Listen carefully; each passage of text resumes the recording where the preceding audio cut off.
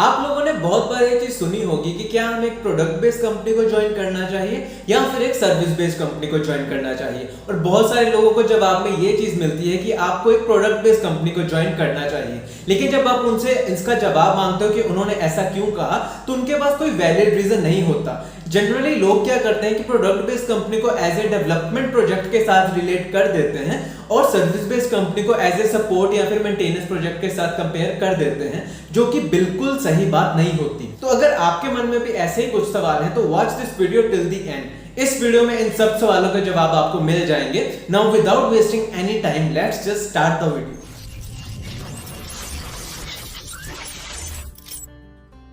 इस वीडियो को शुरू करने से पहले आपको यह चीज बता दूं कि आखिर आपको इस वीडियो में देखने को क्या मिलेगा। तो सबसे पहले मैं ये चीज बताऊंगा कि आखिर प्रोडक्ट बेस्ड कंपनी और सर्विस बेस्ड कंपनी होती क्या है। उसके बाद मैं ये चीज बताऊंगा कि कुछ लोग ये चीज कहते हैं कि प्रोडक्ट बेस्ड कंपनी को वो डेवलपमेंट से कंपेयर करते हैं और सर्विस बेस्ड कंपनी को वो मेंटेनेंस से कंपेयर करते हैं, जो कि बिल्कुल भी सही नहीं है। ऐसा क्यों? तीसरे पॉइंट पे मैं ये चीज बताऊंगा कि लोग ऐसा क्यों कहते हैं कि प्रोडक्ट बेस्ड कंपनी में ज्यादा पैसे मिलते हैं as compared to service based company. और चौथे पॉइंट में मैं ये चीज बताऊंगा कि आपको क्या चूज करना चाहिए, प्रोडक्ट बेस्ड कंपनी या फिर सर्विस बेस्ड कंपनी। तो चलिए शुरू करते हैं। तो सबसे पहले बात करते हैं कि आखिर प्रोडक्ट बेस्ड कंपनी और सर्विस बेस्ड कंपनी में फर्क क्या होता है। तो इसका एक सिंपल सा जवाब है कि जिन भी कंपनी का अपना कोई प्रोडक्ट होता है उनको प्रोडक्ट बेस्ड कंपनी कहा जाता है, और जो कंपनी सिर्फ सर्विसेज प्रोवाइड करती है वो सर्विस किसी भी तरह की हो सकती है। डेवलपमेंट से रिलेटेड सर्विस भी हो सकती है और मेंटेनेंस से रिलेटेड सर्विस भी हो सकती है, उनको सर्विस बेस्ड कंपनीज कहा जाता है। अब मान लीजिए कि आपके घर में कोई एसी लगा है, वो एसी किसी भी कंपनी का हो सकता है। मान लो एबीसी कंपनी का वो एसी लगा है आपके घर में। अब उस केस में क्या होता है कि आपके पास जो प्रोडक्ट है, यानी कि आपके पास जो एसी है वो एक प्रोडक्ट है, और वो प्रोडक्ट किस कंपनी से लिंक करता है, इस केस में आपका जो कंपनी का नाम है वो है एबी। तो एबी जो कंपनी हुई वो एक प्रोडक्ट बेस्ड कंपनी हुई जिसने आपको वो प्रोडक्ट दिया। अब बात करते हैं इस प्रोडक्ट की मैन्युफैक्चरिंग के बारे में, जिसके दो केसेस निकल सकते हैं। पहले केस में क्या हो सकता है कि एबी जो कंपनी का नाम है वो खुद इस प्रोडक्ट को डेवलप करके डिलीवर करे। दूसरे केस में क्या हो सकता है कि वो किसी दूसरी कंपनी को हायर करे कि आप इस तरह को कोई प्रोडक्ट बना दो जिसके लिए हम आपको प्रॉपर्ली फंड दे रहे हैं, बाद में ये प्रोडक्ट हमारी कंपनी के नाम से जाना जाएगा। तो उस केस में क्या होगा कि जो दूसरी कंपनी जिनको ये काम दिया गया है वो company as a service based company की तरह काम करेगी, और जिनका ये प्रोडक्ट, जिनका नाम एंड में इस प्रोडक्ट पर होगा, वो एक प्रोडक्ट बेस्ड कंपनी कहलाएगी। तो अब बात करते हैं कि प्रोडक्ट बेस्ड कंपनी और सर्विस बेस्ड कंपनी में आखिर कौन सी कंपनीज आती हैं। तो प्रोडक्ट बेस्ड कंपनी में जो कंपनीज आती हैं उनका अपना एक प्रोडक्ट होता है, जैसे कि गूगल, Amazon, फ्लिपकार्ट, फेसबुक, इन सब का अपना एक प्रोडक्ट है, जिसके कारण ये सब प्रोडक्ट बेस्ड कंपनीज कहलाती हैं। वहीं पे अगर हम सर्विस बेस्ड कंपनीज की बात करें तो इसमें TCS, Infosys, Wipro, Accenture, Capgemini, ये सब कुछ इस सर्विस बेस्ड कंपनीज की कैटेगरीज में आती हैं, क्योंकि इनका कोई अपना प्रोडक्ट नहीं है। ये सिर्फ दूसरे किसी कंपनीज को सर्विस प्रोवाइड करती हैं, या तो उनके किसी प्रोडक्ट की मेंटेनेंस करती हैं या फिर उनके किसी प्रोडक्ट को डेवलप करती हैं, लेकिन इनका अपना कोई प्रोडक्ट नहीं होता, जिसके कारण इन सबको सर्विस बेस्ड कंपनीज का नाम दिया गया। तो अब बात करते हैं कि मैंने पहले ऐसा क्यों कहा था कि हमें प्रोडक्ट बेस्ड कंपनी को एज ए डेवलपमेंट या फिर सर्विस बेस्ड कंपनी को एज ए मेंटेनेंस या सपोर्ट प्रोजेक्ट से कंपेयर क्यों नहीं करना चाहिए।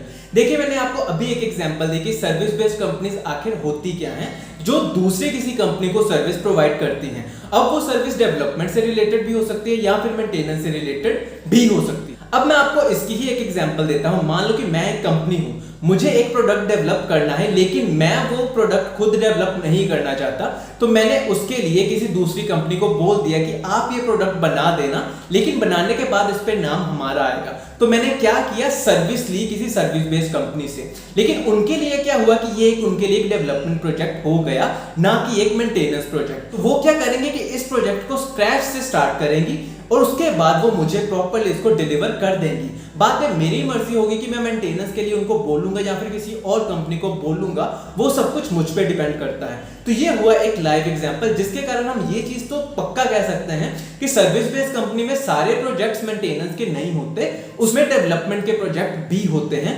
जिसमें दूसरी कंपनीज आकर उनको बोलती हैं कि हमें ये वाला प्रोडक्ट डेवलप करके दो फ्रॉम द स्क्रैच। मैंने एक ऐसी कंपनी में काम भी किया हुआ है जो कि एक सर्विस बेस्ड कंपनी थी, लेकिन उसमें जितने भी प्रोजेक्ट आते थे या फिर जितने भी प्रोजेक्ट मैंने किए थे वो सारे डेवलपमेंट रिलेटेड प्रोजेक्ट्स ही थे जो कि मैंने स्क्रैच से स्टार्ट करके उनको डिलीवर किया था। तो ऐसा कहना बिल्कुल गलत होता है कि सर्विस बेस्ड कंपनी में सिर्फ मेंटेनेंस के प्रोजेक्ट ही पाए जाते हैं, ऐसा बिल्कुल भी नहीं और बिल्कुल गलत होता है। सर्विस बेस्ड कंपनी में भी डेवलपमेंट होती है और प्रॉपर्ली वैसे ही होती है जैसे कि प्रोडक्ट बेस्ड कंपनी में होती है। और सिमिलरली ये सब चीजें प्रोडक्ट बेस्ड कंपनीज में भी होती हैं। मान लो कि मैंने एक प्रोडक्ट डेवलप कर लिया, अब मुझे उसकी मेंटेनेंस के लिए भी तो कोई चाहिए। अब इसमें दो सिनेरियो हो सकते हैं, या तो मैं उनकी मेंटेनेंस खुद करूं या किसी दूसरी कंपनी को हायर करूं कि वो इसकी मेंटेनेंस को देखे। अब सारे प्रोडक्ट बेस्ड कंपनीज में ऐसा भी नहीं होता कि वहां पे मेंटेनेंस नल के बराबर है, नहीं। कुछ कंपनीज में ऐसा भी है कि जहां पे डेवलपमेंट हो रही है वहीं पे मेंटेनेंस भी साथ साथ में चल रही होती है उसी प्रोडक्ट बेस्ड कंपनी में। तो इसीलिए मैंने पहले ये चीज बोली थी कि हमें कभी भी प्रोडक्ट बेस्ड कंपनी को डेवलपमेंट या फिर सर्विस बेस्ड कंपनी को सपोर्ट या फिर मेंटेनेंस से कंपेयर नहीं करना चाहिए। अब मैं ये चीज बताना चाहता हूं कि लोग जनरली ऐसा क्यों कहते हैं कि प्रोडक्ट बेस्ड कंपनीज में ज्यादा पैसे मिलते हैं या फिर ज्यादा सैलरी मिलती है as compared to service based company. Well, अगर मैं अपने पर्सनल एक्सपीरियंस से बात करूं तो ये सब कुछ मिथ होते हैं। अगर आपके पास वैसे स्किल्स हैं जो कि एक सर्विस बेस्ड कंपनी को रिक्वायर्ड होते हैं या फिर प्रोडक्ट बेस्ड कंपनी को रिक्वायर्ड होते हैं तो आपका पैकेज उतना ही बढ़ सकता है या फिर सेम लेवल पर आपको पैकेज मिल सकता है। क्योंकि मैंने ऐसे ऐसे लोग भी देखे हैं जो कि सर्विस बेस्ड कंपनी में भी उतना ही कमा रहे होते हैं जितना वो प्रोडक्ट बेस्ड कंपनी में कमा रहे हैं, या फिर जब वो एंट्री करते हैं उस लेवल पे तो उनका पैकेज सिमिलर सा ही होता है। तो मुझे ये चीज एक मिथ ही लगती है कि लोगों के भी ऐसा कहने में एक कारण होता है, वो कारण है हाइक्स। जनरली हम क्या देखते हैं कि प्रोडक्ट बेस्ड कंपनीज में ज्यादा हाइक्स दी जाती हैं as compared to a service based company. साल बाद अगर हम कंपैरिजन करें दोनों में मिलने वाली हाइक्स का तो उनमें जमीन आसमान का फर्क होता है। जहां पे प्रोडक्ट बेस्ड कंपनीज में बंदा बहुत इजीली ज्यादा से ज्यादा पैकेज पे पहुंच सकता है जो कि सर्विस बेस्ड कंपनीज में डिफिकल्ट होता है। तो इस केस में क्या होता है कि जनरली लोगों की हाइक्स बहुत ज्यादा बढ़ जाती हैं, जिसके कारण लोग क्या कहते हैं कि सर्विस बेस्ड कंपनी में जो सैलरी मिलती है वो कम होती है as compared to product based company.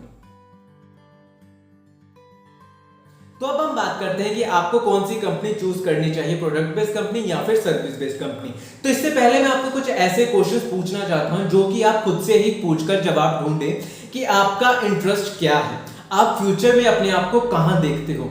आप एक डेवलपमेंट सेक्टर में जाना चाहते हो या फिर मेंटेनेंस सेक्टर में।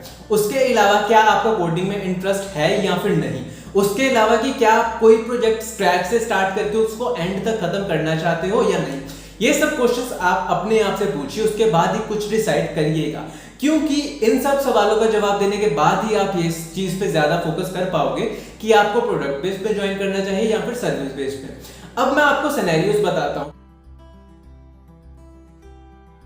तो सबसे पहले बात करते हैं कि आपको सर्विस बेस्ड कंपनी को क्यों ज्वाइन करना चाहिए। तो इसका सबसे मेन कारण ये है कि अगर आपका कोडिंग में बिल्कुल भी इंटरेस्ट नहीं है, अगर आप लॉजिक्स नहीं लगा सकते या फिर अगर आप किसी भी डेवलपमेंट रिलेटेड प्रोजेक्ट में नहीं जाना चाहते तो आप एक सर्विस बेस्ड कंपनी को प्रेफर कीजिए, क्योंकि इसमें मेजॉरिटी ऑफ द चांसेस होते हैं, 85 से 90% चांसेस ये होते हैं कि आपको कोई सपोर्ट या फिर मेंटेनेंस रिलेटेड प्रोजेक्ट दे दिया जाता है। उसके अलावा अगर आप सपोर्ट से रिलेटेड टेक्नोलॉजीज में एक्सेल करना चाहते हो, अगर आप सिस्टम इंजीनियर बनना चाहते हो या फिर अगर आप एज़्योर क्लाउड ऐसी टेक्नोलॉजीज में जाना चाहते हो, then you should prefer a service based company. इसके अलावा अगर आप हायर स्टडी के लिए जाना चाहते हो या फिर अगर आप टाइम चाहते हो कि आपको गवर्नमेंट एग्जाम की प्रिपरेशन के लिए भी टाइम मिल जाए, then you should prefer a service based company, big service based company like TCS, Accenture, Capgemini, etc.